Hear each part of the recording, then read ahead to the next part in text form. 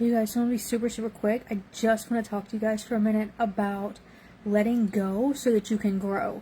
And what I mean by that is you have to cut out the toxic vibes. You have to cut out the toxic people. You have to get out of the toxic neighborhood. You have to get out of the toxic job. And I know it's hard because you're thinking, well, I live here. Well, this is my family. Well, that's my cousin. Well, that's my brother. Well, that's my sister. Well, that's my mother. Well, that's my job and I have to pay my bills. Okay, but you're never going to grow in any area of your life if you continuously allow the toxicity to be around you. Because I want you to imagine this. We've seen this picture on the internet, like I don't know how many times, okay? We've seen this picture on the internet where you see a piece of rotten fruit and it's touching another piece of fruit that was fresh, and now the rottenness from the rotten fruit is getting attached to the fresh fruit. That is what happens with our lives. When you constantly are around people who complain, you become the complainer and you just become so and negative and I don't like anything and blah, right? But when you get away from people who complain and people who praise Jesus and people who appreciate their lives and people who love the sunshine and don't like to sit in the dark, you become like this happier person, and you become this person that appreciates everything around you, and you just become this, you feel freer, like you feel like this weight has been lifted, right? When you get back in church after not being in church for so long, you feel that difference. You feel that weight lifted when you cut out the toxic people from your life, especially if it's family.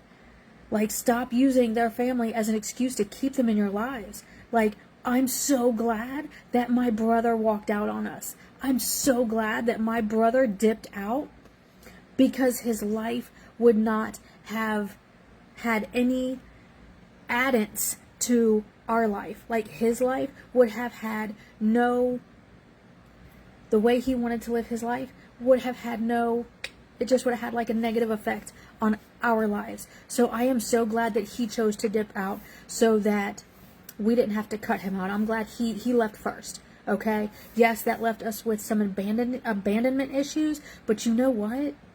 It's okay, because I'm happier and I'm freer, and I know what I did, and God knows what I did for him and his children, and everybody, you know what I mean? Like, everybody who was involved in the whole situation, in that situation, knows what I did. So you don't need validation from the people who don't want to give it to you. You don't need validation from that manager. You don't need validation from your coworkers. You don't need validation from your neighbors. Like, literally, and I've talked about this before, we live next to a neighborhood where one woman will buy an SUV, and of course her neighbor has to buy a bigger SUV to compete with her, and I don't understand that way of thinking. I don't. I choose to empower other people.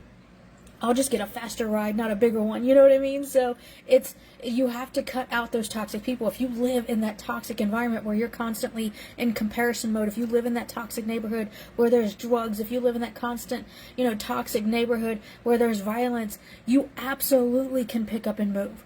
Throw everything in your car and go find a place to live, because you deserve to be free of all of that. You deserve to live in happiness. You deserve to live a life not in fear that while your kids are walking to school, they're going to get shot, right? This world is already dangerous.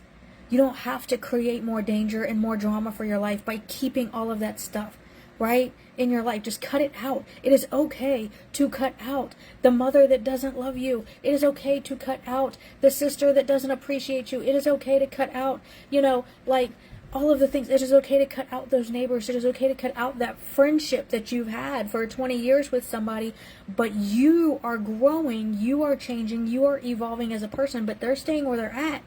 You can always let them know that you are still there for them. But it is okay to move forward with your life. It's your life. You're not living your life for them. You're not living your life for your job. You're not living your life for that neighborhood that you live in. You're living your life for you. God created you for a purpose. And it is our responsibility to go find that purpose and live it to its fullest. Because I promise you, I would much rather follow God than the way this world is going, than my neighbors and buying bigger SUVs. Why? You know what I mean? You have to find what matters to you. You have to find what you're passionate about, and you have to build your life around it. But you can't do that until you cut out all the toxic people. It is 100,000% okay to live healthier, even if your spouse is not living healthier. That does not mean you have to get a divorce, but it is okay for you to live a healthier way if your spouse is not. It is okay if you go to church and your children don't. It is okay for you to grow. It is okay for you to become the warrior for your home.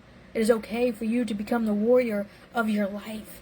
But you're not going to do it if you constantly have these people telling you you can't. If you constantly have these people telling you that you don't deserve it. If you constantly have these people telling you that you're never going to amount to anything. If you constantly have these people who don't believe in you because they don't believe in themselves. Right? And that's okay. That's 100% okay. To cut them out. Be like, hey, I'm here if you ever need anything. I'm not the richest person, but if you need $5, I'm going to slide it your way. Grab a taxi, grab a cab, grab an Uber, grab some lunch, whatever you need to do, right? I can slide you $5 every once in a while, but I'm not a bank account. I can give you advice, but I can't help you if you're not going to help yourself. You have to protect your energy so that you, as a person, as a mother, as a wife, as a Christian, can grow. Because if you're not building yourself, how are you supposed to build anything around you?